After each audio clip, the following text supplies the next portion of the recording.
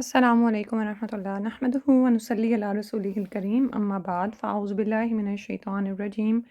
بسم اللہ الرحمن الرحیم رب اشرح لی صدری ویسر لی امری واحلل عقدۃ من لسانی یفقہوا قولی۔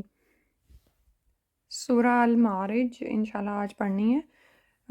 پارہ نمبر 29 ہے۔ اس سورہ کی 44 آیات ہیں، اس کے 2 رکوعات ہیں اور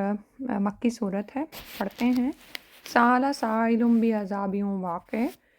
سوال کرنے والے نے سوال کیا، پوچھا ایک سوال کرنے والے نے ایک عذاب کے بارے میں جو واقعہ ہونے والا ہے۔ لِلْكَافِرِينَ لَيْسَ لَهُ دَافِعٌ، کافروں کے لیے نہیں ہے کوئی اس کو ہٹانے والا۔ آیت نمبر 2 ہے۔ اس کے بعد فرمایا من اللہ ذی المعارج، اللہ کی طرف سے ہے جو برجوں والا ہے، عروج والا ہے۔ اس آیت کا پس منظر یہ ہے کہ جیسے ہم پیچھے پڑھ آئے ہیں کہ سورہ الحاقہ میں کہا جاتا ہے کہ جیسے سورہ الحاقہ میں ان کو قیامت کے دن کے بارے میں بتایا گیا تو مشرکین مکہ سوال کرنے لگے کہ پھر اس کو لے ہی آؤ تم، یعنی جس عذاب سے تم ہمیں ڈراتے ہو وہ لے کیوں نہیں آتے، اور یا یہ اس طرح کی باتیں کرتے کہ جس عذاب سے تم ہمیں ڈراتے ہو وہ کب آئے گا، ٹھیک ہے۔ اور کافر ایسا عذاب آپ جانتے ہیں کہ طلب کرتے ہی رہتے تھے، اللہ سے اپنے حق میں ایسی دعائیں کرتے تھے جیسا کہ سورہ الانفال کی آیت نمبر 33 میں مذکور ہے کہ کافر کہتے کہ اے اللہ اگر یہ قرآن واقعی تیری طرف سے نازل ہوا ہے تو ہم پر پتھروں کی بارش برسا دے۔ اور روایات میں ایسی بد دعا کرنے والوں کے 2 نام مذکور ہیں، ایک ابو جہل بن ہشام اور دوسرا نذر بن حارث۔ اس بد دعا سے معلوم ہوتا ہے کہ وہ قرآن کو اللہ کی طرف سے نازل شدہ تصور کرنے کو تیار نہیں تھے، وہ اس بات کو قطعاً تسلیم نہیں کرتے تھے کہ یہ قرآن کوئی سچی کتاب ہے یا یہ کہ انہیں قرآن کی وعید کا کچھ اعتبار تھا، ٹھیک ہے، کیونکہ ایسی باتیں وہی کر سکتا ہے جس کو ان باتوں پر ایمان نہ ہو۔ ادروائز جو شخص اس بات کو جانتا ہو کہ قیامت کا واقعہ ہونا برحق ہے، جو یہاں پر فرمایا جا رہا ہے بھی عذاب ہوں واقع، کہ ایک عذاب ہے جو واقعہ ہونے والا ہے، تو کون ایسا نڈر ہو سکتا ہے جو ایسا عذاب مانگے، ٹھیک ہے۔ اور اخروی عذاب کا یہاں پر تو یہ جو جن 2 اصحاب کا ذکر آیا نا، یعنی یہ جو 2 بندے ہیں ابو جہل بن ہشام اور دوسرا نذر بن حارث، تو یہ تو ایسی باتیں کرتے تھے، لیکن اس کے علاوہ اخروی عذاب کا مطالبہ کرنے والے تو بہت تھے جو رسول صلی اللہ علیہ وسلم کا مذاق اڑانے کے لیے ایسے باتیں کیا کرتے تھے کہ جس عذاب سے ہمیں دھمکاتے ہو وہ لے کے اور کیوں نہیں آتے۔ تو اللہ تعالیٰ نے فرمایا کہ یہ تو ایک ایسا عذاب ہے جو واقعہ ہونے والا ہے، للکافرین لیس لہ دافع، کافروں کے لیے ہے اور کوئی اس کو ہٹانے والا نہیں ہے، یعنی جب وہ آ جائے گا اور آئے گا بھی ضرور تو کوئی تمہیں اس سے بچا نہیں سکے گا۔ پھر فرمایا من اللہ ذی المعارج، یہ اللہ سبحانہ وتعالیٰ کی طرف سے ہے جو برجوں والا ہے۔ یہاں پر المعارج کا ذکر آیا ہے جو عرجہ سے ہے۔ عرجہ میں 2 بنیادی باتیں پائی جاتی ہیں، جھکاؤ اور بلندی، ٹھیک ہے، کیونکہ آپ یہ دیکھیں کہ کسی بلندی کی طرف جانے کے لیے ہمیں جھکنا بھی پڑتا ہے، اور یہااں پر جو المعارج کا ذکر آیا تو بلندیاں جس کی طرف جانا، اور آپ یہ دیکھیں کہ یعنی اگر ہم دیکھیں تو زمین سے آسمانوں تک کتنے فاصلے ہیں، اور اس کے بعد عرش جس پر اللہ سبحانہ وتعالیٰ مستوی ہے، تو سوچو ذرا جب اس اللہ سبحانہ وتعالیٰ کی طرف سے جو بلندیوں والا ہے ایسی ذات کی طرف سے عذاب آئے گا تو کافروں میں سے کوئی بھی ایسا نہیں ہوگا جو اس کو ہٹا سکے۔ پھر فرمایا تعرج الملائکۃ والروح الیہ، چڑھتے ہیں فرشتے اور روح امین یعنی جبریل علیہ السلام اس کی طرف، فی یومین ایک ایسے دن میں، کانا مقدارہ جس کی مقدار ہے 50,000 سنہ 50,000 سال۔ اب چونکہ ہم یہ اندازہ نہیں کر سکتے کہ المعارج کیا ہیں، یہ جو عروج ہیں یہ کتنی بلندیاں ہیں، کیونکہ یہ تو دراصل بلند سے بلند مقامات ہیں جن کا انسان تصور نہیں کر سکتا۔ آپ یہ دیکھیں کہ پہلے آسمان سے لے کر دوسرے آسمان تک کا فاصلہ سالوں کی مسافت میں بتایا گیا کہ 500 سال کی مسافت ہے، اسی طرح ہر 2 آسمانوں کے درمیان اتنا فاصلہ ہے، آسمانوں کے اوپر پھر پانی ہے، پھر کرسی ہے جو اللہ کا پاؤں رکھنے کی جگہ ہے، اور اس کے بعد پھر عرش ہے جس پر اللہ سبحانہ تعالیٰ مستوی ہیں۔ تو یہ ایسی بلندیاں ہیں کہ کوئی ہمیں وہ علم نہیں دیا گیا کہ ہم اس کی کوئی صحیح صورتحال پیش کر سکیں یا ان بلندیوں کو ہم سمجھ سکیں۔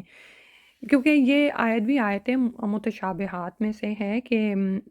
تو پھر اس کے بیان کرنے کے لیے بھی جو فرمایا نا کہ 50 الف سنہ،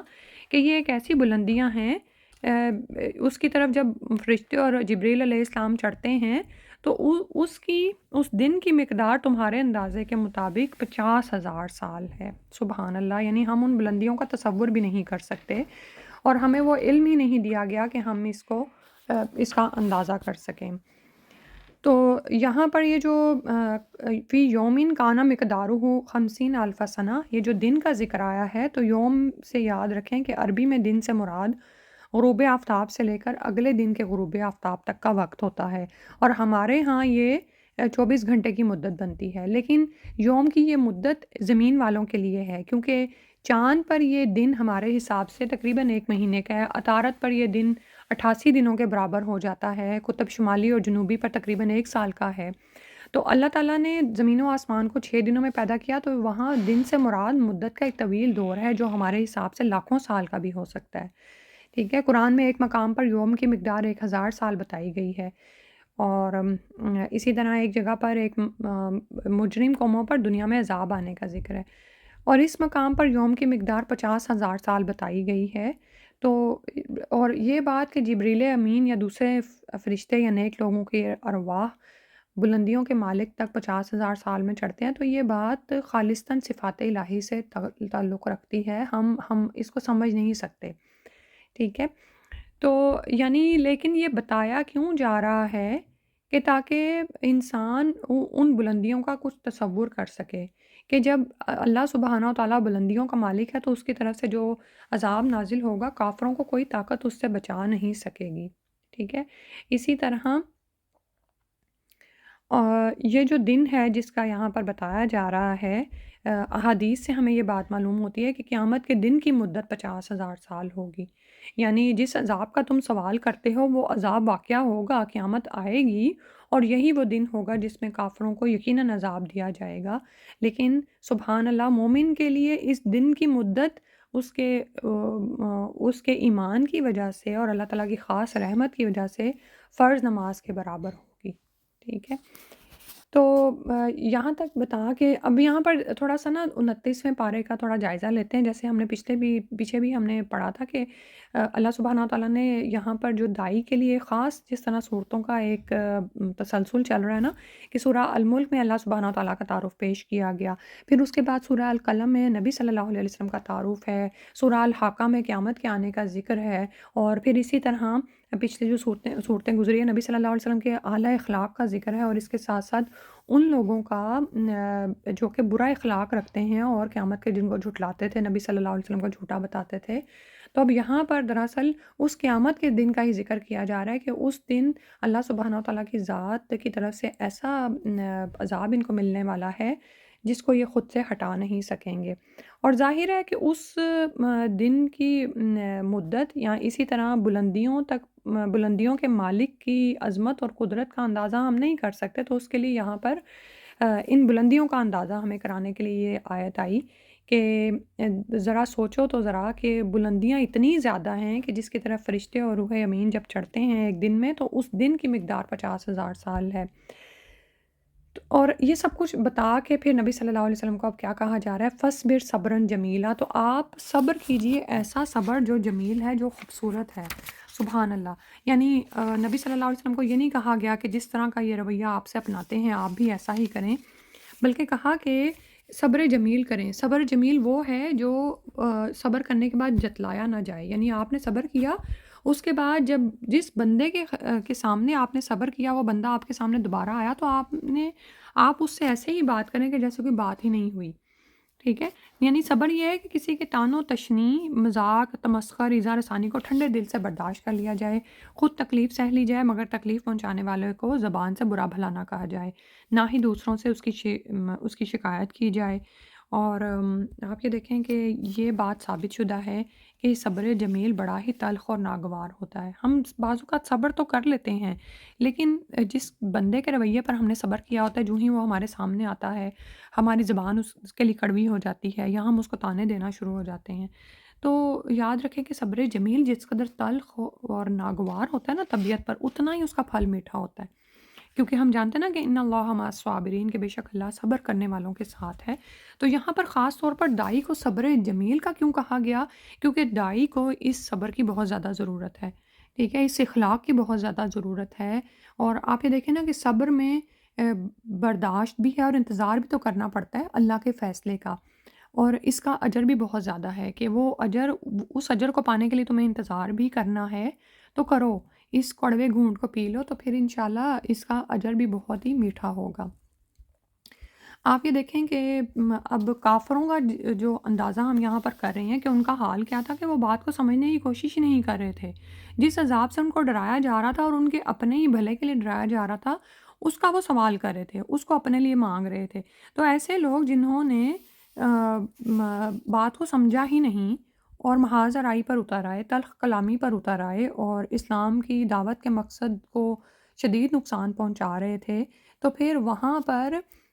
اپنے بندوں کو، یعنی جیسے نبی صلی اللہ علیہ وسلم کو یہ کہا گیا کہ آپ صبر جمیل کریں، آپ ان جیسا رویہ ان کے ساتھ نہ اپنائیں، کیونکہ اگر آپ ایسا کریں گے تو اس سے نہ صرف یہ کہ یہ دین سے مزید دور ہٹ جائیں گے، ان کو تو پہلے ہی سمجھ نہیں ہے، لیکن جب آپ کی طرف سے طعنے اور تشنیع اور آپ کی طرف سے بھی اسی طرح کی بد اخلاقی کا سامنا ان کو کرنا پڑے گا، تو پھر تو یہ مزید دور ہوتے چلے جائیں گے اور اسلام کے مقصد کو، اسلام کے کاز کو بڑی تکلیف پہنچے گی، ٹھیک ہے، شدید نقصان پہنچے گا، کیونکہ اسلام کی منزل مقصود تو یہ تھی کہ اللہ تعالیٰ اسے تمام ادیان پر غالب کر دے، اور یہ غلبہ اللہ سبحانہ وتعالیٰ نے 23 سال کی مدت میں عطا کر دیا تھا۔ اگر مسلمان مکی دور میں ہی محاذ آرائی شروع کر دیتے تو اب کیا ہوتا؟ تو اس مقصد کے حاصل کرنے میں بہت تاخیر ہو جاتی۔ تو یہاں پر نبی صلی اللہ علیہ وسلم کو فرما کر ہر دائی کے لیے یہی پیغام ہے،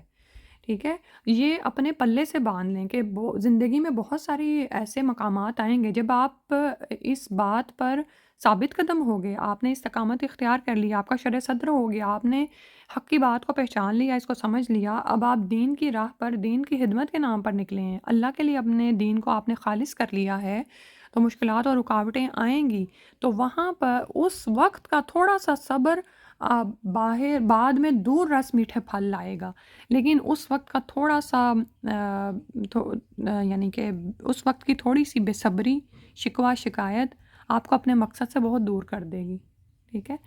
اور اللہ سبحانہ وتعالیٰ اس بات کو ہمیں سمجھنے کی اور اس پر یعنی کہ جمنے کی توفیق عطا فرما دے، ٹھیک ہے۔ اس کے بعد فرمایا انہم یرونہ بعیدا، بے شک وہ تو اس کو دور دیکھتے ہیں، بعیدس کیا سمجھتے ہیں، ان کو لگتا ہے کہ یہ آنی نہیں ہے یا یہ بہت دور ہے، پتہ نہیں واقعہ بھی ہونی ہے کہ نہیں، یعنی یہ ابھی جیسے بات ہوئی نا کہ ان کی سمجھ کا تو یہ حال ہے کہ وہ اس کو بعیدس کیا سمجھتے ہیں، وہ اس میں کوئی غور و فکر نہیں کرتے، ان کا تو یہ حال ہے۔ اور اللہ تعالیٰ نے فرمایا وَنَرَاهُ قَرِيبًا، اور ہم دیکھتے ہیں اس کو قریب، یعنی ہم اس کو دیکھ رہے ہیں قریب کہ وہ ضرور واقعہ ہوگی، ان قریب واقعہ ہوگی، اور اس دن حال کیا ہوگا، یوم تکون السماء کالمہل، جس دن ہو جائے گا آسمان تیل کی تلچھٹ کی طرح۔ تلچھٹ کیا ہوتی ہے؟ اس کی جو تیل کے نیچے بیٹھ جاتی ہے نا، اس کا رنگ سرخی مائل ہوتا ہے، تو آج ہمیں آسمان نیلگوں نظر آتا ہے، لیکن اس دن یہ اپنا رنگ بدلنا شروع ہو جائے گا اور سرخی مائل ہو جائے گا۔ وَتَكُونُ الْجِبَالُ كَالْعِهْنِ، اور ہو جائیں گے پہاڑ مانند دھنکی روئی کے، یعنی جیسے کیونکہ جبال کو کیا کیا جائے گا کہ کوٹ کوٹ کر ان کو ہواؤں میں اڑا دیا جائے گا، تو جب پہاڑوں کے کلر مختلف ہیں نا، ان کے رنگ مختلف ہیں، تو جب وہ پہاڑ آسمانوں میں یعنی کہ فضاؤں میں اڑائے جائیں گے تو وہ بالکل ایسے لگے گا جیسے دھنکی بھی رنگین اون ہوتی ہے۔ تو سوچو ذرا، زمین کی سب سے ٹھوس چیز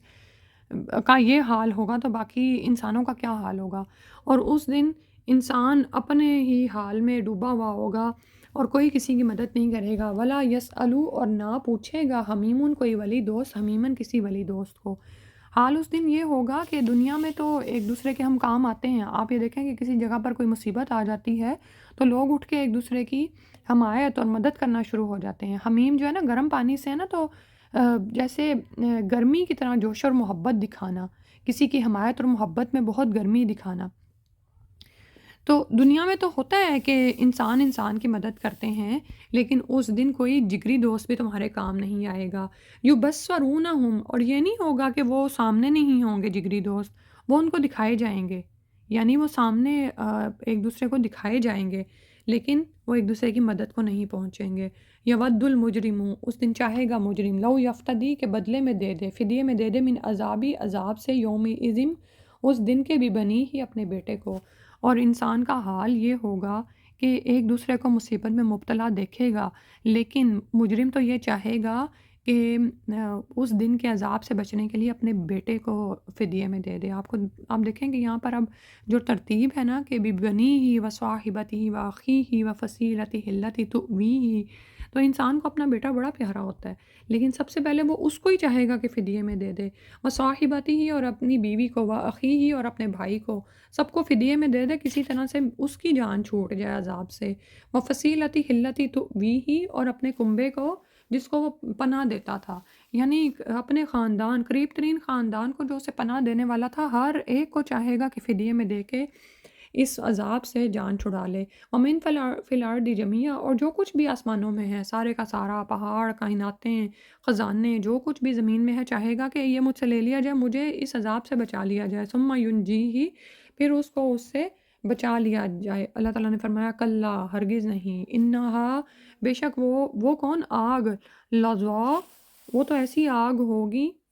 جو کھالوں کو ادھیڑ دینے والی ہوگی۔ استغفر اللہ۔ یہ جو شوا ہے نا، یہ اس کا معنی ہوتا ہے جسم کے اطراف، یعنی ہاتھ پاؤں اعضاء جن پر زخم لگنے سے موت واقع نہیں ہوتی، تو یعنی جہنم کی آگ ان کی کھالوں کو کھینچ لے گی، کھالیں جل جائیں گی، جسم ننگے بے کھال ہو جائیں گے، لیکن یہ آگ مجرموں کو ختم نہیں کرے گی، یعنی ان کی ساری چیزیں، کنارے سارے کھینچ نکالے گی۔ استغفر اللہ۔ نزاعتاً جو ہے نا، نزاع یعنی کہ کھینچ کے نکالنا، موت بھی کیا کرتی ہے؟ موت کے جب نزع کا عالم طاری ہوتا ہے تو وہ کون سا عالم ہوتا ہے جس میں بند بند سے ہمارے جوڑ جوڑ سے روح نکالی جا رہی ہوتی ہے، تو یہ آگ کھینچ لے گی ان کے منہ کی کھال کو، اور خاص طور پر ایک تفسیر میں یہ بھی آتا ہے کہ منہ کی کھال کو کھینچ لے گی، سر کے کھال کی طرف اشارہ ہے، کیونکہ وہ وہیں پر ہی تو انسان کا سارا حسن ہے، تو سارے گوشت پوست کو چاٹ جائے گی، لیکن انسان کو موت نہیں آئے گی۔ تدعو، وہ پکار پکار کر اپنی طرف بلائے گی، من، جس کو، ادبرا، جس نے پیٹ پھیری، وتولا، اور منہ موڑا، حق سے جس نے منہ موڑ لیا تھا، ان سب کو اپنی طرف بلائے گی۔ اور اسی طرح ایک روایت کے مطابق آتا ہے نا کہ جہنم سے ایک گردن نکلے گی جو جہنم کے مستحق لوگوں کو یوں چن چن کر اٹھا لے گی، جیسے کوئی پرندہ زمین سے پڑا ہوا دانہ اٹھا لیتا ہے۔ اللہ سبحانہ و تعالیٰ اس سے ہمیں محفوظ رکھے۔ اور اس کا حال کیا تھا کہ ہر شخص، وہ جس نے حق سے منہ موڑا اور پیٹھ پھیری، وہ جمع فاوعا، اور جمع کیا پھر سمیٹ کر رکھا، یعنی اس کی سیندھ سیندھ کر رکھا، فاوعا آتا ہے نا برتن میں سنبھال سنبھال کر رکھنا، تو آپ یہ دیکھیں کہ آج کے زمانے میں بھی کس طرح سے انسان لاکرز میں اپنی چیزیں جوڑ جوڑ کر رکھتا ہے، اس کو کسی کو دیتا نہیں ہے کہ جیسے میں اس دنیا میں ہمیشہ ہی رہ جاؤں گا، اس مال سے مجھے ہی فائدہ اٹھانا ہے، کوئی بیچارہ مسکین غریب کسی کے بارے میں اس کو پتہ بھی چلے تو اس کو نہیں دیتا، تو حالت کیا ہے انسان کی، نیچر کی؟ فرمایا ان الانسان، بے شک انسان، خلی کا پیدا کیا گیا ہے، حلوعا، بے صبرا، تھڑ دلا، اتنا اس کا چھوٹا دل ہے، یعنی حلوعا ہوتا ہے بے قرار، بے ثبات، ایک حالت پر قائم نہ رہنے والا، حالات کی تبدیلی کا فوراً اثر قبول کر کے شکوے شکایتیں کرنے والا۔ فطری طور پر آپ یہ دیکھیں کہ انسان ایسا ہی پیدا ہوا ہے، تو یہ کیفیت ایک عام دنیا دار انسان کی ہے، اور انسانوں کی اکثریت کا یہی حال ہے کہ انسان بے صبرا اور تھوڑ دلا ہے۔ ہم اپنا اپنا جائزہ لیں کہ ہم کیسے ہیں۔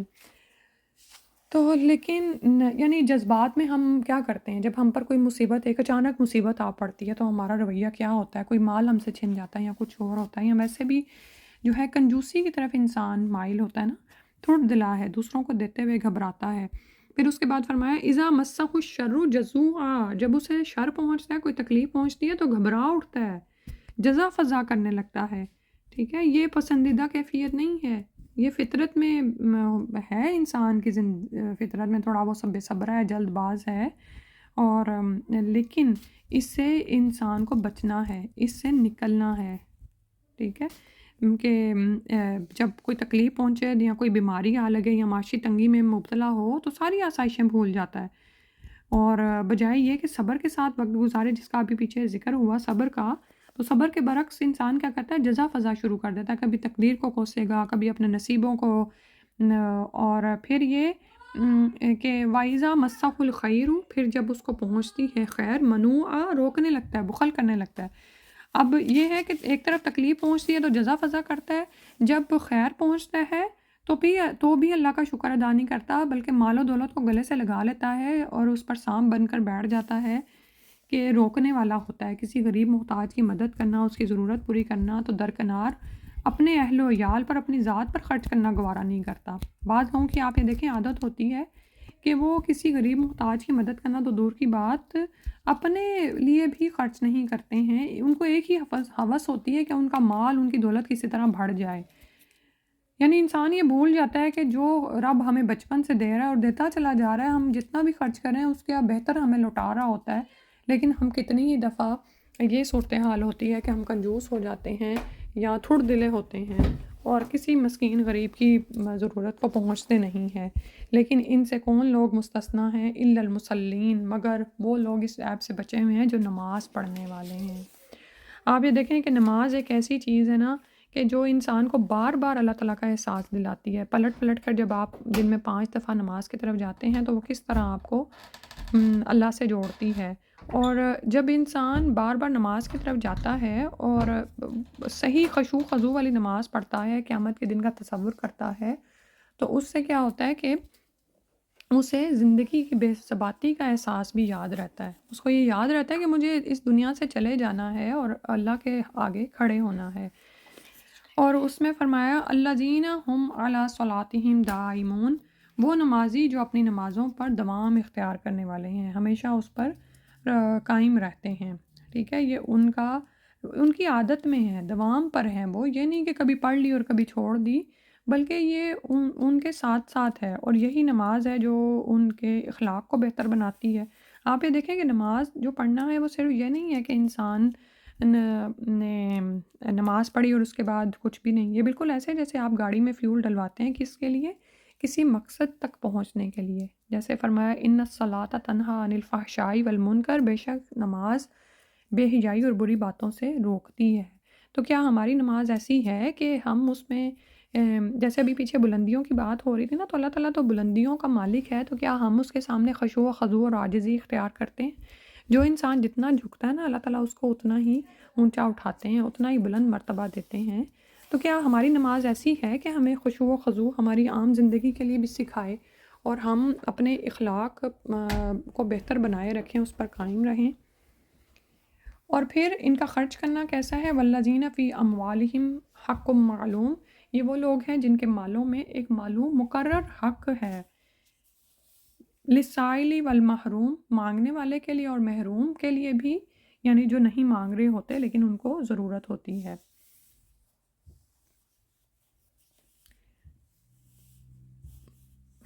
ٹھیک ہے، تو یعنی یہ اب یہ دیکھیں پیچھے جو ذکر آیا تھا نا کہ ان الانسان خلق ہلوعا، کہ بے شک انسان تھوڑ دلا پیدا کیا گیا ہے۔ ٹھیک ہے، تو یہاں پر فرمایا ہے الا المصلین الذین هم علی صلاتہم دائمون۔ دائمون کی صفت جو ہے وہ ہمیں یہ بھی بتاتی ہے کہ ان کی طبیعت میں دوام ہے، ٹھیک ہے، سکون اور ٹھہراؤ ہے، کہ وہ اپنی نماز کو نہایت سکون، ٹھہراؤ، اطمینان قلب اور خشوع و خضوع کے ساتھ ادا کرتے ہیں۔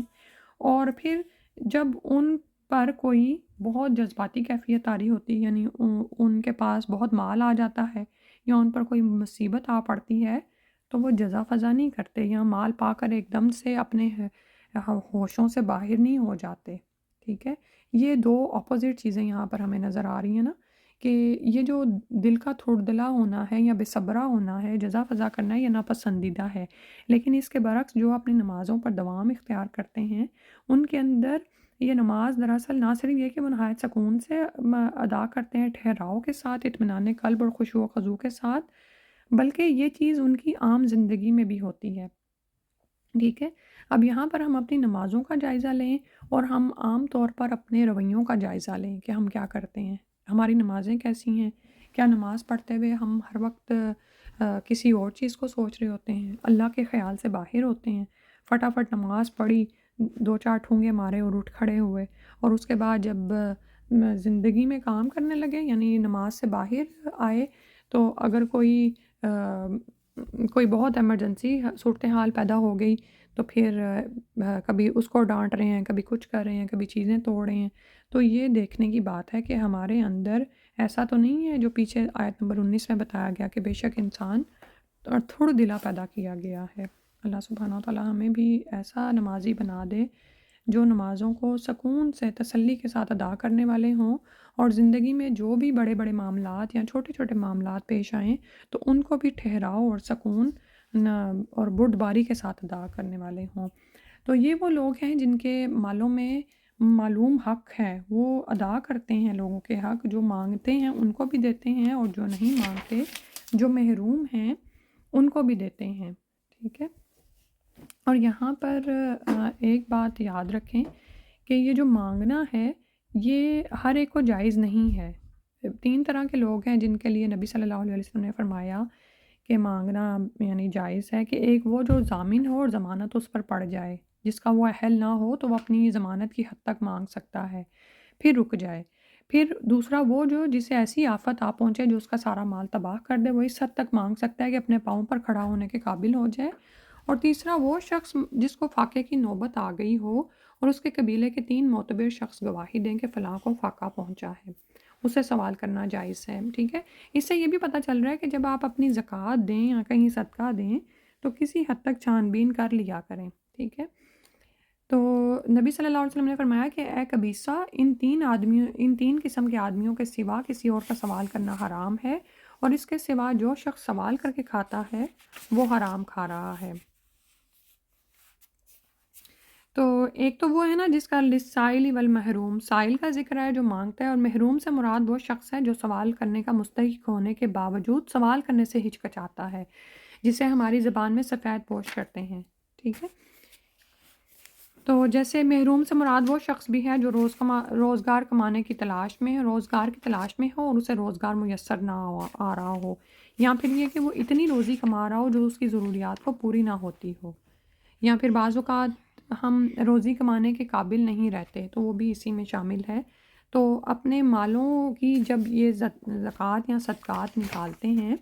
تو ان کے مالوں میں ایک حق ہوتا ہے، وہ حق رکھتے ہیں۔ سبحان اللہ، آپ یہ دیکھیں کہ بہت سے ایسے لوگ ہیں، بہت سی ایسی خواتین ہیں جو اپنے مالوں میں ایک معلوم حق مقرر کیے ہوئے ہوتی ہیں کہ مجھے ہر مہینے اتنا صدقہ کرنا ہے، اور اس میں سے وہ روزانہ کر رہی ہوتی ہیں۔ اور ایک خاتون کے بارے میں سن رہی تھی کہ ایک گاؤں میں وہ سب سے زیادہ دینے والی تھیں، اور ان کے گھرانے میں ایسے رزق کی برکتیں اور بہاریں تھیں کہ جیسے کسی اور گھر میں نہیں تھیں۔ تو یہ دینے کے ہی فائدے ہیں۔ پھر اس کے بعد فرمایا والذین یصدقون بیوم الدین، اور وہ لوگ جو تصدیق کرتے ہیں روز جزا کی، یہ روز جزا کو برحق مانتے ہیں، یعنی ان کو مکمل یقین ہے کہ وہ اللہ کے حضور کھڑے ہوں گے اور اس کے سامنے جواب دہی ان کو کرنی ہوگی۔ تو جب انسان کو اس جواب دہی کا احساس ہوتا ہے نا تو پھر وہ ہر اس کام کرنے سے بچنے کی کوشش کرتا ہے جس پر اللہ تعالیٰ کے عذاب کی وعید سنائی گئی ہے، ٹھیک ہے۔ تو ایسے ہی لوگ ہیں جن کو ہر وقت خطرہ رہتا ہے کہ ہم اس دن کی رسوائی سے بچ جائیں۔ والذین هم من عذاب ربهم مشفقون، یہ وہ لوگ ہیں جو کہ اپنے رب کے عذاب سے ڈرنے والے ہیں۔ یہ مشفقون کا جو لفظ ہے نا، یہ امید اور خوف کے بیچ ہوتا ہے، ٹھیک ہے۔ تو اور اس میں بھی امید میں خوف کا پہلو غالب ہوتا ہے، یعنی یہ اعمال کرنے کے باوجود بھی ان کو خطرہ رہتا ہے کہ ایسا نہ ہو کہ ہماری کوتاہیاں ہماری نیکیوں سے بڑھ جائیں تو ہم اللہ کے عذاب کے یعنی مستحق نہ ہو جائیں۔ اللہ تعالیٰ نے فرمایا بے شک ان عذاب ربہم، بے شک عذاب ان کے رب کا غیر مأمون، ان کے رب کا عذاب ایسی ہی چیز ہے کہ کوئی بے خوف ہونے کی چیز نہیں ہے، یعنی اس سے تو ڈرنا ہی چاہیے۔ اللہ سبحانہ تعالیٰ رحم فرما دے۔ حقیقتاً مومن کا یہی معاملہ ہوتا ہے کہ وہ اعمال کرنے کے باوجود بھی ڈرا رہتا ہے، اور پھر یہ ہے کہ دیکھیں غلطیاں بھی ہمارے ساتھ کیسے لگی ہوئی ہیں کہ ہم غلطی کر بیٹھتے ہیں، تو پھر انسان کو حقیقتاً ڈر ہی لگا رہتا ہے کہ وہ اپنے رب کو ناراض نہ کر بیٹھے۔ اس کے بعد فرمایا والذین هم لفروجہم حافظون، اور وہ لوگ جو کہ اپنی شرمگاہوں کی حفاظت کرنے والے ہیں، یعنی بچتے ہیں زنا سے اور حرام بے حیائی کے یعنی تعلقات سے،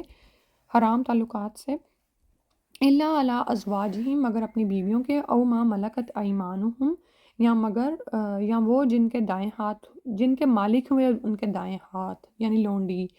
لونڈیاں، فَإِنَّهُمْ غَيْرُ مَلُومِينَ، تو وہ بے شک ملامت کیے گئے نہیں ہیں، ٹھیک ہے۔ تو ظاہر ہے وہ اپنی ضرورت کو پوری کرتے ہیں لیکن حلال طریقے سے، تو پھر وہ ملامت زدہ نہیں ہیں۔ پھر فرمایا فَمَنِ ابْتَغَىٰ وَرَاءَ ذَٰلِکَ،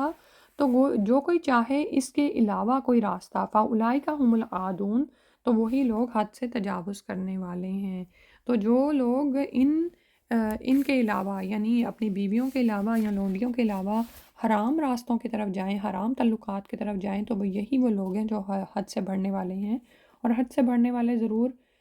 نقصان اٹھانے والے ہیں اور عذاب کو پہنچنے والے ہیں، نعوذ باللہ۔ اللہم لا تجعلنا منہم۔ پھر فرمایا والذین هم لاماناتہم وعہدہم راعون، ان مومنین کی اور کیا خوبیاں ہیں کہ یہ وہ لوگ ہیں جو اپنی امانتوں کے اور اپنے وعدوں کا پاس کرتے ہیں، ان کی حفاظت کرنے والے ہیں۔ اور امانتوں میں آپ یہ دیکھیں کہ ہر طرح کی امانتیں ہیں، اشیاء کی امانتیں ہیں، ہم پر ہمارے حقوق کی امانتیں ہیں، یا وہ جو ہم نے خود ہی لاگو کر لی ہوتی ہیں۔ وعہدہم، اور اپنے وعدوں کی، راعون چرواہا ہے نا، کہ اس کی چرواہے کو راعی کہتے ہیں نا، کہ اس کی حفاظت کرنے والے ہیں، عہدوں کا پاس رکھنے والے ہیں۔ اور اس میں سب سے پہلے تو عہد الست ہی ہے جو اللہ سے کیا گیا عہد ہے، یا اسی طرح بندوں سے عہد کیے گئے ہوتے ہیں، یا اسی طرح ہمیں اللہ سبحانہ و تعالیٰ کی طرف سے جو بھی ہم پر دوسروں کے لیے فرائض عائد ہوتے ہیں، جو ہم نے دوسروں کے حقوق پورے کرنے ہوتے ہیں، وہ سب بھی اسی میں شامل ہیں۔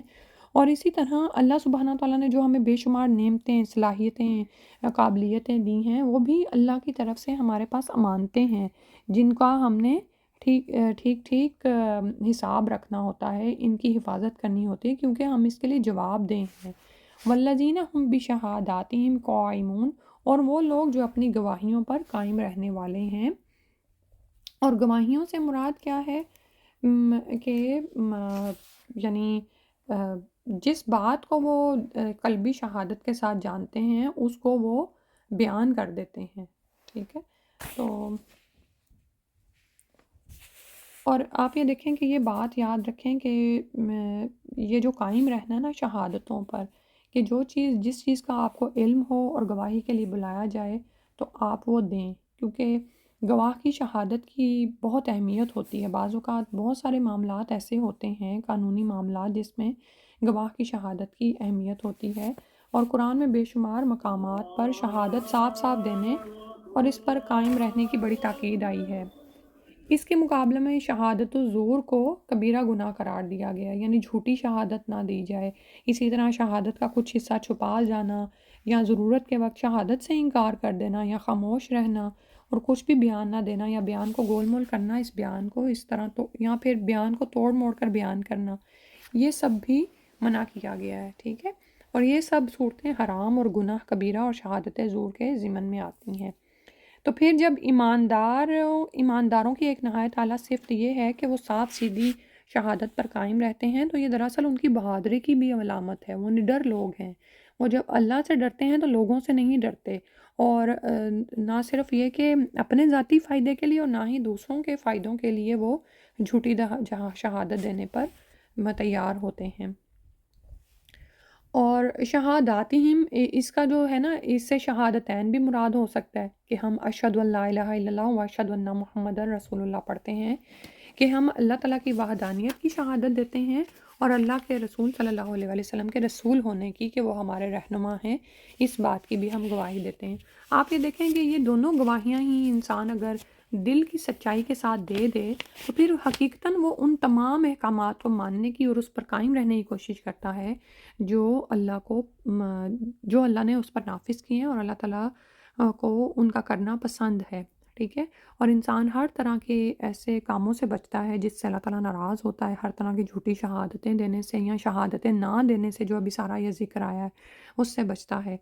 اور پھر فرمایا والذین هم علی صلاتہم یحافظون، اور وہ لوگ جو اپنی نمازوں کی حفاظت کرتے ہیں۔ اب آپ یہ دیکھیں کہ بات شروع بھی ان کی جب صفات شروع ہوئیں تو وہاں پر بھی کیا تھا کہ نماز سے بات شروع کی گئی تھی، سبحان اللہ۔ وہاں پر فرمایا تھا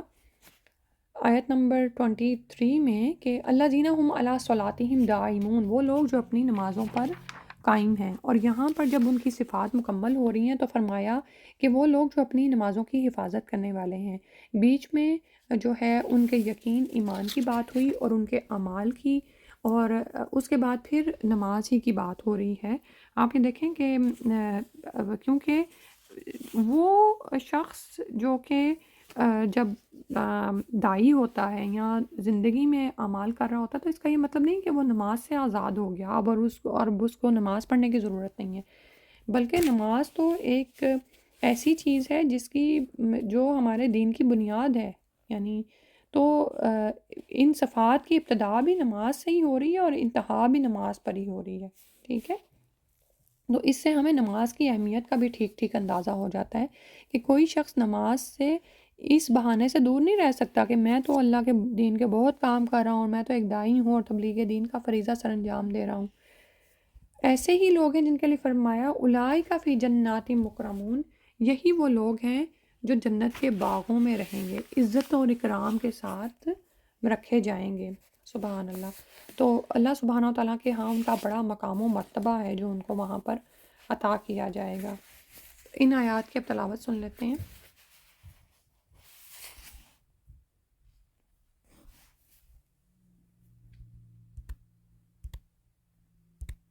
بسم اللہ الرحمن الرحیم سأل سائل بعذاب واقع للكافرين ليس له دافع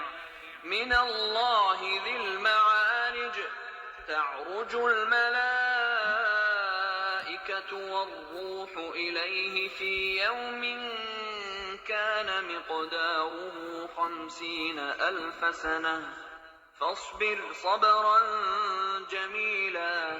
إنهم يرونه بعيدا ونراه قريبا يوم تكون السماء كالمهل وتكون الجبال كالعهن ولا يسأل حميم حميما يبصرونهم يود المجرم لو يفتدي من عذاب يومئذ ببنيه وصاحبته وأخيه وفصيلته التي تؤويه ومن في الأرض جميعا ثم ينجيه كلا إنها لظى نزاعة للشوى تدعو من أدبر وتولى وجمع فأوعى إن الإنسان خلق هلوعا إذا مسه الشر جزوعا وإذا مسه الخير منوعا إلا المصلين الذين هم على صلاتهم دائمون والذين في أموالهم حق معلوم للسائل والمحروم والذين يصدقون بيوم الدين والذين هم من عذاب ربهم مشفقون إن عذاب ربهم غير مأمون والذين هم لفروجهم حافظون إلا على أزواجهم أو ما ملكت أيمانهم فإنهم غير ملومين فمن ابتغى وراء ذلك فأولئك هم العادون والذين هم لأماناتهم وعهدهم راعون والذين هم بشهاداتهم قائمون والذين هم على صلاتهم يحافظون أولئك في جنات مكرمون فمن پھر اس کے بعد اگلی آیت میں فرمایا فَمَا لِلَّذِينَ كَفَرُوا قِبَلَكَ مُهْطِعِينَ فَمَا لِلَّذِينَ تو کیا ہے ان لوگوں کو کفروا جنہوں نے کفر کیا قِبَلَكَ آپ کی طرف آتے ہیں مُهْطِعِينَ دوڑ کر آنے والے ہیں. اس میں جو ہاتھا عین آ رہا نا ہاتھا دوڑ کر آنا بغیر رکاوٹ کے بھاگے ہوئے آنا. تو یہاں پر دراصل کافروں کی بات ہو رہی ہے کہ جب رسول صلی اللہ علیہ وسلم لوگوں کو قرآن سنانے واعظ و نصیحت کرنے اور قیامت کے احوال بیان کرنے کے لیے کھڑے ہوتے تو ایک مقصد کے لیے آپ عموماً کعبہ اور اس کے آس پاس ہی کھڑے ہوتے تھے. تو کافر آپ صلی اللہ علیہ وسلم کی آواز سن کر چاروں طرف سے آپ کی طرف دوڑے چلے آتے, کبھی آ کر شور مچاتے, کبھی تالیاں بجاتے, کبھی مذاق اڑاتے. تو ان کی انہی حرکتوں کا ذکر کیا جا رہا ہے. انل یمینی و انل شمالی عزین دائیں طرف سے اور بائیں طرف سے بھی گروہ در گروہ یعنی گروہ در گروہ تمہاری طرف دوڑے چلے آتے. ایتماؤ کیا امید رکھتا ہے کل امرئ منہم ان میں سے ہر شخص ان کے یدخلا داخل کیا جائے جنت نعیم نعمتوں بھری جنتوں میں, اور ان میں سے ہر شخص یہ توقع کیے بیٹھا ہے کہ وہ جنت میں داخل ہوگا. یعنی آ کے دیکھیں کہ ان باتوں کے باوجود بھی کہ جو یہ کر رہے تھے حق کے ساتھ, ان کا حال کیا تھا کہ اگر دوسری زندگی ہوئی بھی اور اس میں جنت اور دوزخ ہوئی بھی تو ہم مسلمانوں سے پہلے جنت میں جائیں گے. ٹھیک ہے, اور کبھی کبھار اس طرح کی باتیں کرتے کہ وہ رب جو دنیا میں ہم پر مہربان ہے اگر دوسری زندگی ہوئی تو آخر کیا وجہ ہے کہ دنیا پر وہاں پر وہ ہم پر ناراض ہو جائے گا, اور وہاں پر بھی ہم پر مہربان ہی رہے گا. تو اللہ تعالیٰ فرما رہے ہیں کہ ان کی کرتوتیں تو یہ ہیں کہ جب نبی صلی اللہ علیہ وسلم کلام حق سنانے کے لیے کھڑے ہوتے ہیں تو یہ اللہ کے کلام کو جھٹلاتے ہیں, اس کا مذاق اڑاتے ہیں. پیغمبر اسلام صلی اللہ علیہ وسلم مسلمانوں کی مخالفت میں انہوں نے سر دھڑ کی بازی لگا رکھی ہے, انہیں تکلیفیں پہنچانے میں کوئی کسر نہیں چھوڑتے, اسلام کی راہوں کو روکنے کے لیے سر توڑ کوششیں کر رہے ہیں, پھر بھی امید لگائے بیٹھے ہیں کہ نعمتوں والی جنت ہمارے ہی لیے ہے. تو فرمایا کلا ہرگز نہیں, انا بے شک ہم نے خلقناہم ہم نے پیدا کیا ان کو مما یعلمون اس چیز سے جو وہ جانتے ہیں. یعنی ان کی یہ توقع بالکل بیہودہ اور باطل ہے. وہ یہ نہیں سوچتے کہ خالق نے انہیں پانی کے حقیر اور ذلیل قطرے سے پیدا کیا اور اس منزل تک پہنچا دیا. تو وہ رب اس بات پر قدرت رکھتا ہے کہ اگر یہ اس کی نافرمانی کرتے رہیں تو ویسے اسی طرح حقیر اور ذلیل حالت کی طرف لوٹا دے. یعنی اللہ سبحانہ وتعالیٰ ان کو ان کے غرور سے نکال رہے ہیں, ان کی اصل حقیقت ان کو یاد کرا رہے ہیں کہ اپنی ابتدا تو سوچو کہ تم ہو کیا. اللہ سبحانہ وتعالیٰ رحم فرما دے ہم پر اور ایسی سوچ پر جو یہاں پر ان متکبرین کی نظر آ رہی ہے. تو پھر فرمایا فلا اقسم برب المشارقی پس نہیں میں قسم کھاتا ہوں, یہاں پر لا زائد ہے کہ میں ضرور قسم کھاتا ہوں برب المشارقی مشرقوں کے رب کی والمغاربی اور مغارب کی انا لقادرون بے شک ہم ضرور قدرت رکھنے والے ہیں. تو یہاں پر مشرق عموماً سورج کے طلوع ہونے کی جگہ ہے, مغرب سورج کے غروب ہونے کی جگہ ہے. تو سورہ مزمل میں ہم دیکھتے ہیں کہ ایک مشرق اور ایک مغرب کا ذکر ہے. سورہ رحمان میں 2 مشرقوں اور 2 مغربوں کا ذکر ہے, اور یہاں پر اس مقام پر المشارق المغارب آیا یعنی بہت سے مشرقوں اور مغربوں کا ذکر ہے. اس کی وجہ یہ ہے کہ موسم سرما کے سب سے چھوٹے دن یعنی 22 دسمبر کو سورج مشرق سے طرف سے نکلنے کے باوجود جنوب کی طرف بہت زیادہ مائل ہوتا ہے. اسی طرح اس دن سورج کا مغرب بھی جنوب کی طرف بہت زیادہ مائل ہوتا ہے, اور موسم گرما میں سب سے بڑے دن یعنی 22 جون کو سورج مشرق کی سمت سے نکلنے کے باوجود شمال کی طرف بہت زیادہ مائل ہوتا ہے. اسی طرح اس دن جب مغرب میں غروب ہوتا ہے تو شمال کی طرف بہت زیادہ مائل ہوتا ہے. تو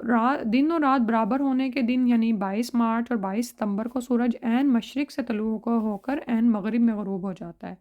ٹھیک ہے, تو اس سے کیا ہوتا ہے کہ یہ مشرقین اور مغربین بن جاتے ہیں. ٹھیک ہے, اگر اس کو آپ باقاعدہ ایک نقشہ بنائیں, اور الحمدللہ اب ہمارے پاس اس طرح کے ایپس موجود ہیں کہ ہم یہ جیسے ابھی میں نے آپ کے سامنے سب سے بڑا دن پڑھا اور سب سے چھوٹا دن, اور اسی طرح وہ دن جب دن اور رات برابر ہو جاتے ہیں جو کہ 22 مارچ اور 22 ستمبر ہے, تو اب اگر ہم ان کو ایک نقشے کی صورت میں لیں تو پھر ہم دیکھیں گے کہ ان مشرقین اور مغربین کے درمیان 365 مشرق ہیں اور اتنے ہی مغرب, کیونکہ سورج ہر روز ایک ایک تھوڑے سے فرق کے ساتھ ایک نئے زاویے سے طلوع ہوتا ہے، ٹھیک ہے؟ تو یہ صورت تو صرف ایک سیارے یعنی سورج کی ہے، جبکہ بہت سے سیارے مشرق سے طلوع ہو کر مغرب میں جا ڈوبتے ہیں۔ اس طرح مشرقوں اور مغربوں کی تعداد بہت زیادہ بڑھ جاتی ہے، سبحان اللہ! یعنی ہم اس کو تصور میں بھی نہیں لا سکتے اور اتنی ہم کاؤنٹنگ بھی نہیں کر سکتے۔ تو وہ پروردگار جو اتنے زیادہ مشرقوں اور مغربوں کو وجود میں لا سکتا ہے اور ان پر مکمل کنٹرول رکھتا ہے، اور ہم دیکھتے ہیں کہ یہ جو مشرق اور مغرب کے زاویے ہیں، ان میں کوئی ذرا برابر بھی فرق نہیں آنے پاتا، ٹھیک ہے؟ تو انسان ذرا سوچو تو کہ تم جو اپنی سرداریوں پر فخر کر رہے ہو اور تکبر سے تم پھولے نہیں سماتے، تو اللہ سبحانہ وتعالیٰ اس بات پر پوری قدرت رکھتے ہیں کہ اللہ اس بات پر ان نبدلہ کہ ہم بدل دیں خیرم منہم، ان سے بہتر لے آئیں۔ یعنی تمہیں تخلیق کیا رب نے، تو وہ تمہاری موت پر بھی مکمل قدرت رکھتا ہے، تمہیں ہٹا دے اور تمہاری جگہ پر دوسرے لوگ لے آئے، تم سے بہتر لوگوں سے بدل دے تمہیں، وما نحن بمسبوقین، اور ہم نہیں ہیں ہم سبقت لیے جانے والے۔ یعنی ہم سے کوئی آگے بڑھ نہیں سکتا، اور یہ ہو نہیں سکتا کہ اللہ سبحانہ تعالیٰ اگر ایسا فیصلہ کریں تو اللہ تعالیٰ کو اس فیصلے سے بدلا جا سکے، نعوذ باللہ من ذالک۔ کہ آپ یہ دیکھیں کہ اللہ تعالیٰ نے کس طرح سے ان متکبر قریشیوں کو پیچھے ہٹایا اور مسلمانوں کو آگے کر دیا۔ یہ وہ مسلمان تھے جن کے ساتھ یہ قریشی بیٹھنا پسند بھی نہیں کرتے تھے، اپنی توہین سمجھتے تھے۔ فتح مکہ کے بعد معاملہ یکسر الٹ گیا، مسلمان فتح یاب اور حاکم تھے اور یہ قریشی مقہور اور مغلوب ہو گئے۔ اور جس طرح سے اللہ سبحانہ تعالیٰ نے مسلمانوں کو عزت عطا فرمائی، اور کافروں میں سے صرف انہی کو عزت ملی جنہوں نے اسلام کی آغوش میں آ کر پناہ لے لی۔ تو یہاں پر اگلی آیت میں پھر نبی صلی اللہ علیہ وسلم کو تسلی دی جا رہی ہے، فَذَرْهُمْ، تو چھوڑ دیجئے ان کو، یخوضوا کہ وہ بحثیں کریں، وَيَلْعَبُوا اور کھیل میں پڑے رہیں، حَتَّى يُلَاقُوا يَوْمَهُمُ الَّذِي يُوعَدُونَ، یہاں تک کہ وہ اپنے اس دن سے جا ملیں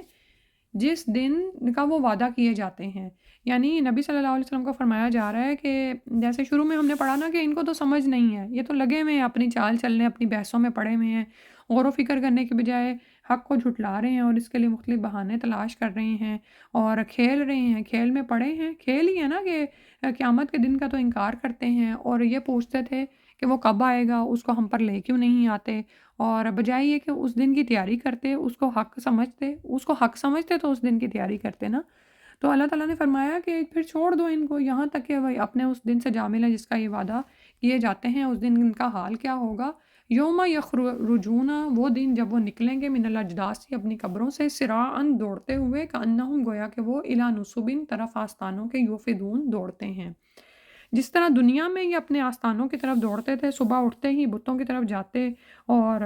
ان کی عبادت کرتے، خاص انہوں نے کام بنائے ہوئے تھے کہ ان بتوں کے مجسموں اور استھانوں کی طرف جانا ہے تو وہاں جا کر کیا کرنا ہے۔ آج بھی آپ یہ دیکھیں کہ بہت سے آپ کو ہندو ایسے ملیں گے جو کہ ہمارے تہجد کے وقت اٹھ رہے ہوتے ہیں، ظاہر ہے ان کا بھی وہ تہجد کا ٹائم ہے تو وہ پوجا پاٹ میں مصروف ہوتے ہیں، اور یہ اٹھنا ان کی زندگی کا جو ہے عادت ہے۔ اللہ تعالیٰ نے یعنی ہمیں اللہ اپنی معرفت دے دی، یہ اتنا بڑا انعام اور اکرام ہے اللہ سبحانہ تعالیٰ کا کہ یعنی حیرت ہوتی ہے کہ آپ یہ دیکھیں کہ جب لوگ حق کو نہیں مانتے تو وہ باطل میں کس طرح سے پڑے ہوئے ہیں، اور ظاہر ہے وہ بھی کوششوں میں لگے ہوئے ہیں نا، چاہے باطل کی پیروی کر رہے ہیں، باطل کی عبادت کر رہے ہیں، لیکن صبح سویرے اٹھتے ہی اپنے بتوں کی طرف ایسے دوڑتے ہیں، اور یہی حال اس دن ہوگا جس دن یہ قبروں سے نکالے جائیں گے، تو اضطراری طور پر دوڑیں گے اس طرف جس طرف اللہ تعالیٰ نے ان کو جمع کرنا ہے۔ اللہ اکبر! اور آپ یہ دیکھیں کہ اس دن تو جو نہ بھی چلے گا اس کو بھی چلایا جا رہا ہوگا، اس کے اوپر ایک نگران ہوگا جو اسے دھکیل کر، اور ایک آگ پیچھے لگا دی جائے گی جو ان مجرموں کو اس جمع ہونے کی جگہ پر پہنچا دے گی۔ حالت اس دن ان کی کیا ہوگی؟ خاشعتاً، جھکی ہوئی ہوں گی، ابصارہم، ان کی نگاہیں، ترہقہم، چھا رہی ہوگی، ذلت، ترہقہم، چھا رہی ہوگی ان پر ذلت۔ اب دنیا میں تو یہ بڑا تکبر کرتے ہیں لیکن وہاں پر ان کی کوئی عزت، کوئی مقام نہیں ہوگا، نگاہیں جھکی ہوں گی، مجرموں کی نگاہیں جیسے جھکی ہوئی ہوتی ہیں، اور چہروں پر سیاہیاں اور ذلت چھا رہی ہوگی۔ ذالک الیوم الذی کانوا یوعدون، یہ وہ دن ہوگا جس کا وہ وعدہ دیے جاتے ہیں، یعنی وہ دن جس کو یہ جھٹلاتے تھے وہ، اور حالانکہ اللہ تعالیٰ نے اس دن سے ان کو مطلع فرما دیا تھا وہ دن ضرور آئے گا، اور یہ وہاں پر پہنچیں گے اور وہاں پر اٹھائے جائیں گے اور دکھائے جائیں گے کہ یہ وہ دن ہے جس کا تم سے وعدہ کیا جائے گا اور کیا تھا اور تم نے اس کو جھٹلا دیا۔ عمل کی بات یہ ہے کہ زبانوں سے تو ہم بھی اقرار کرتے ہیں کہ ہمیں مر کے دوبارہ اٹھنا ہے اور اپنے اعمال کا جزا سزا پانی ہے، تو ہم یہ دیکھیں کہ کیا ہمارے اعمال بھی اس چیز کی گواہی دیتے ہیں، یعنی ہمارے اعمال اس قابل ہیں کہ ہم اللہ کے سامنے عزت کے ساتھ کھڑے ہو سکیں۔ اللہ سبحانہ و تعالیٰ ہمیں جنتوں کی بلند درجات عطا فرما دے، آمین۔ اور ایک بات جو ابھی بلندیوں سے مجھے یاد آئی کہ جو جھکتا ہے اس کو اللہ تعالیٰ عزت عطا فرماتے ہیں، ٹھیک ہے، انشاءاللہ اس بات کو یاد رکھتے ہیں اور ایک صبر جمیل کو یاد رکھتے ہیں۔ اور صبر جمیل میں بھی آپ یہ دیکھیں کہ انسان اللہ کے دین کی تبلیغ کے لیے جھک جائے، ٹھیک ہے، لوگ اس کے ساتھ دشمنی کریں گے، حالانکہ آپ لوگوں کو ان کی بھلائی کی باتیں بتا رہے ہوتے ہیں، لیکن لوگ آپ کے ساتھ دشمنی کرتے ہیں، آپ کے خلاف باتیں کرتے ہیں، تو اس وقت بے صبر نہیں ہونا، بے قرار نہیں ہونا، اللہ کے دین کی خاطر ان کو بھی بھلائی کی طرف، کیونکہ وہ نہیں سمجھتے، ان کو بھی آپ نے بھلائی کی طرف لانے کے لیے بہت صبر سے کام لینا ہے، تو آپ یقیناً دیکھیں گے کہ اللہ تعالیٰ کیسے آپ کو بلندیاں عطا فرماتے ہیں۔ جن آیات کی تلاوت رہے گی وہ پوری کر لیتے ہیں۔ ما للذين كفروا قبلك مهطعين عن اليمين وعن الشمال عزين أيطمع كل امرئ منهم أن يدخل جنة نعيم كلا إنا خلقناهم مما يعلمون فلا أقسم برب المشارق والمغارب إنا لقادرون على أن نبدل خيرا منهم وما نحن بمسبوقين فذرهم يخوضوا ويلعبوا حتى يلاقوا يومهم الذي يوعدون يوم يخرجون من الأجداث سراعا كأنهم إلى نصب يوفضون خاشعة أبصارهم ترهقهم ذلة ذلك اليوم الذي كانوا يوعدون سبحانک اللہم و بحمدک، نشہد ان لا الہ الا انت، نستغفرک و نتوب الیک۔ السلام علیکم ورحمۃ اللہ۔